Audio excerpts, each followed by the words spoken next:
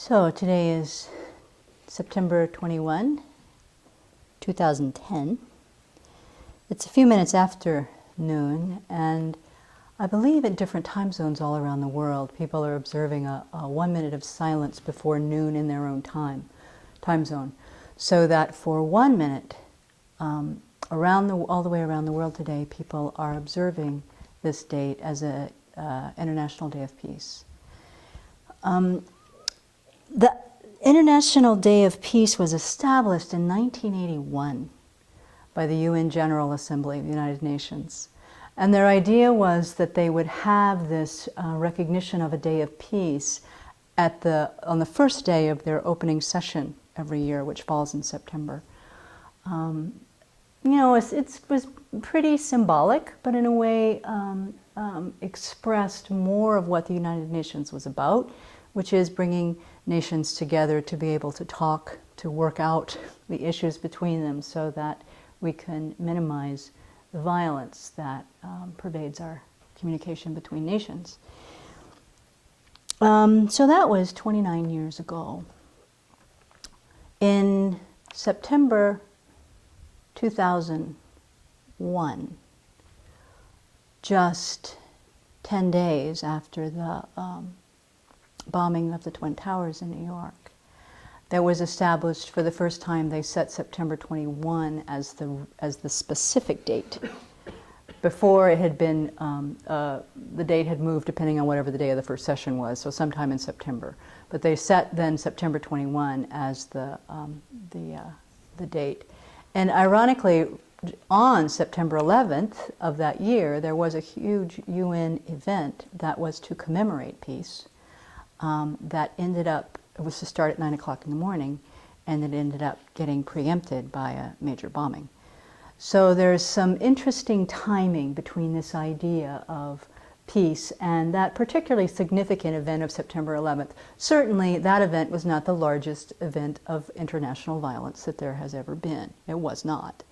But it was a significant one that has stayed in people's minds, especially in the United States, but I think around the world. So this idea has begun to really take root that we can celebrate the United Nations International Day of Peace in a major way.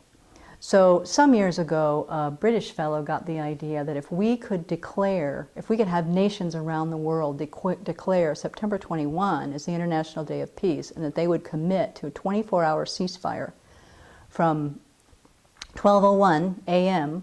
on September 21st in their time zone to 11:59 that same day, that this could have a huge impact on arresting the habit of warfare on the planet. So for him, there's a wonderful film called, I think it's called Peace One Day, where he shows how determined he is. And he had to lobby the United Nations, he had to lobby all the major countries that are members and voting members, and was not making much headway with this crazy idea that he had. But slowly, slowly, slowly, nations have been catching on. No one has yet committed to a 24-hour ceasefire. But the very idea of time, one single 24-hour period on the planet, and it's probably more than 24 hours if you think about it, because I don't know how to do the math to include all the time zones. But let's assume it's a 24-hour period where everyone declared ceasefire. For this day, no more war. For 24 hours, no more war. Now it sounds kind of like nothing because, there are wars going on all over the world right now and people are dying this very moment.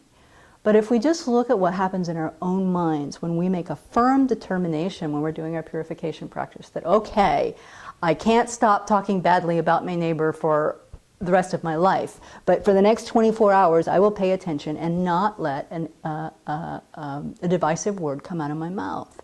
That is a powerful method for breaking habit.